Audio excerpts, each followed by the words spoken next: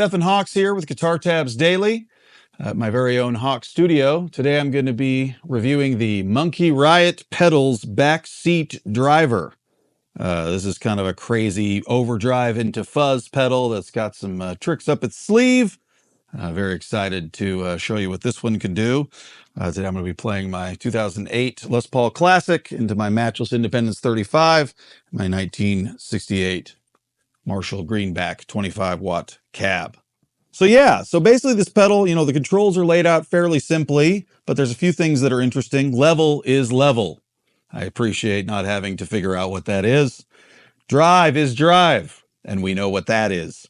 Jangle is jangle, which I would interpret to be brighter, and it is. Glad they got that right.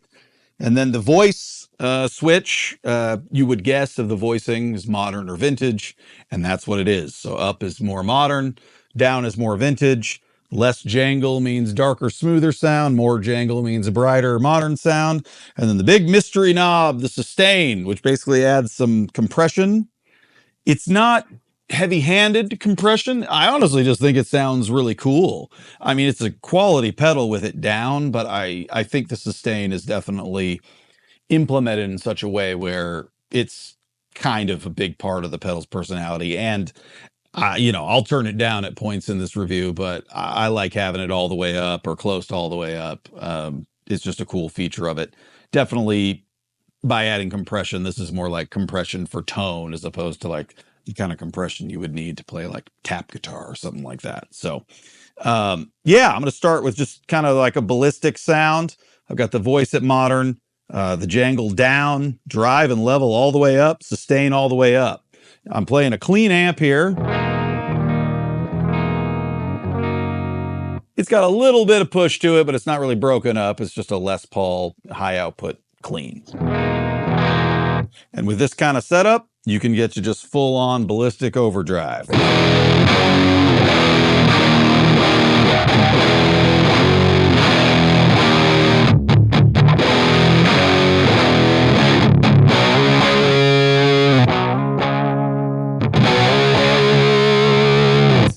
Yep, so first thing, it's very powerful. It's got a lot of headroom. It's got a lot of just power to it. I don't know. Thing sounds big, sounds cool. Listening to it now, I might actually want a little bit of this jangle going on because I feel like I could get the thing a little brighter. So let's check that out and see what happens.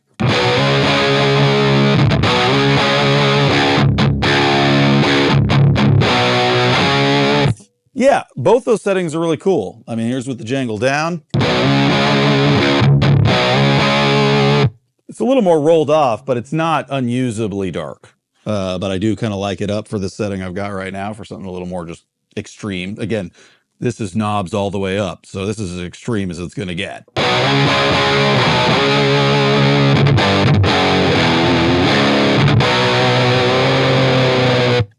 But that's not necessarily even the focus of what this pedal is supposed to do. This is more of a boost up an already kind of driven amp into fuzz, or do like lower gain fuzz stuff. So I'm gonna do some of that right now so we can hear it.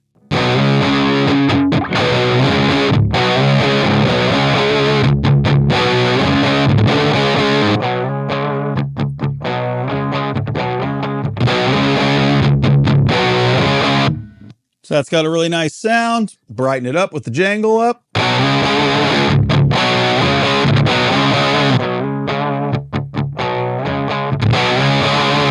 I don't even know which one of those is truer to the voicing of the amp. They're both like really cool approximations of it. They're both close. They're both pretty balanced. Neither one is like doesn't match the sound of the amp. So I really like that. Let me turn this sustain down so you can kind of hear what that does.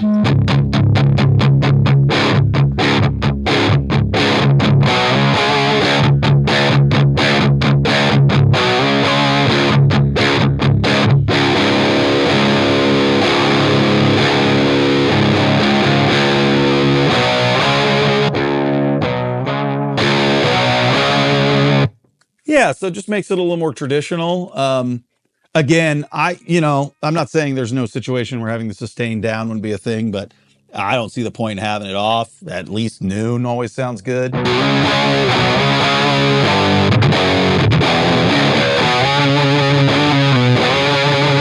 But again, I'm just a sucker for it all the way up. It's kind of what makes the pedal unique, and it just sounds good.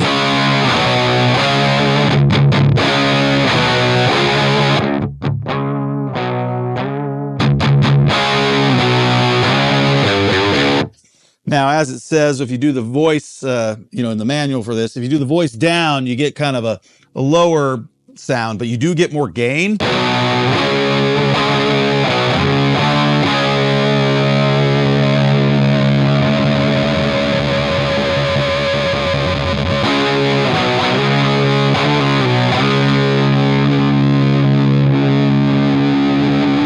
So again, a little less powerful, but a little more sustain, I guess, to the gain, like that kind of sustain-y gain as opposed to.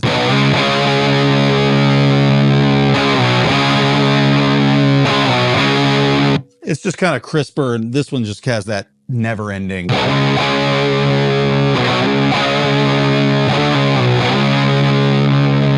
of just a round gain. So, I'm a little more of a fan of the voice being up. Again, it's more modern. But again, turning the jangle down gives you the same thing as the vintage. I mean, you just flip between these switches. It's pretty easy to get what you want. There's not a hard pedal to dial in.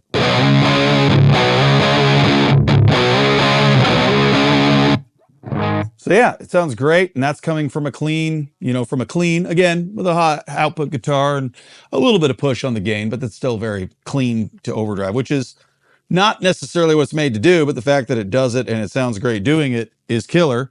So what I'm going to do now is I'm just going to take kind of a mid gain on the Matchless here. Let me find that real quick.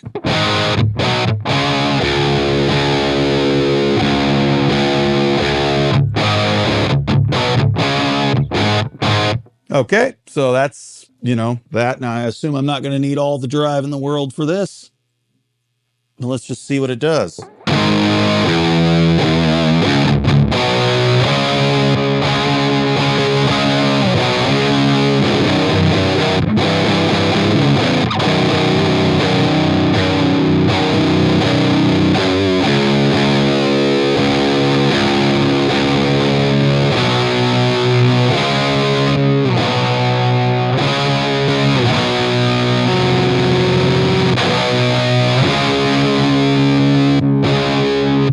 Yeah, so for this application, I don't know that I need the jangle up so much.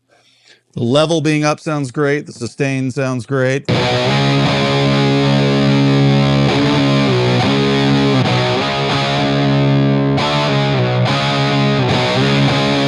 Yeah, so like tonally, that's balanced to me. If you're trying to boost up an amp, this is pretty traditional overdrive sound on the Matchless.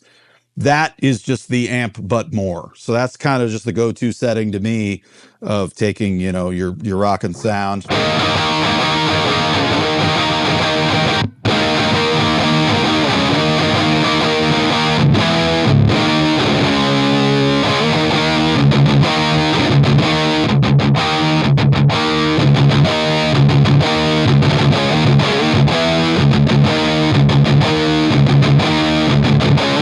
Just basically giving you a third channel. You got to clean an overdrive, and then that just kicks things, into high gear. I actually have a third channel on this Matchless, so I can go to that real quick, and you'll see it's not the same as having you just more gain in the amp, but there's not going to, I feel like this is maybe a little cooler and non-traditional too.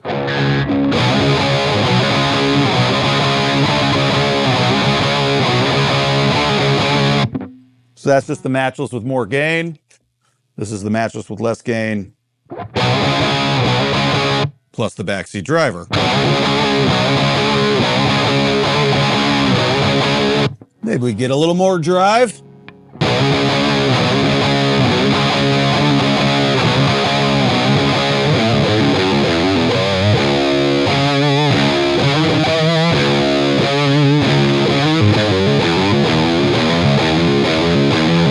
Yeah, one thing for sure, like using it in this application, having the jangle down gives you this kind of warm, hug to it that makes it really easy to just lay into, and you don't have to worry about anything kind of sharp coming back your way. Like, I feel like I can just drill into this guitar and everything's smooth and cool sounding.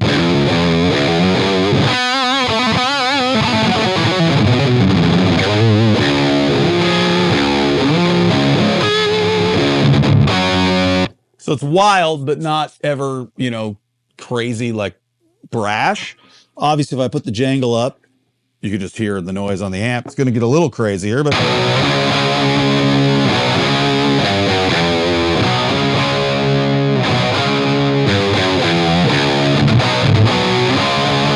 that's not like a crazy, I mean, that's not a crazy amount of high-end boost. That's just the idea of giving you more cut. So I mean, if you're trying to go for like an aggression boost while you're playing, that's probably more the thing.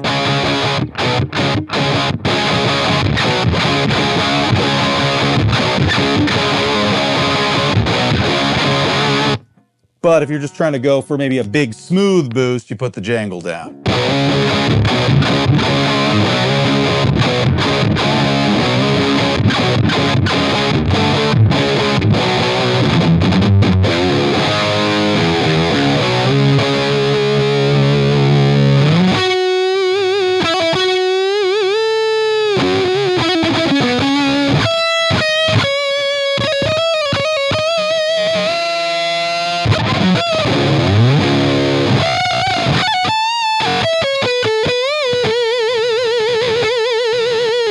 And again, I just love, there's something about having the jangle knob down. That's the big smooth. Like, that's the big smooth texture.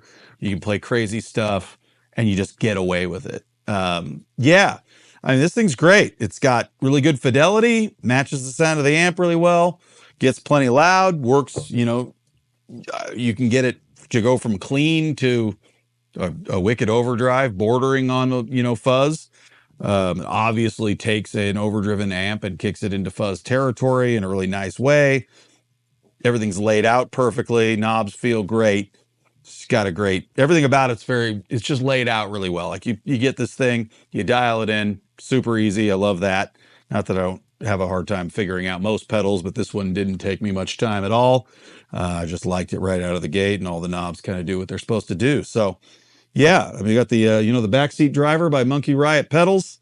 If you're looking for an elegant fuzz to just kind of elevate your distortion channel or get you a nice overdrive, this thing sounds fantastic, and I think they did a really great job on it.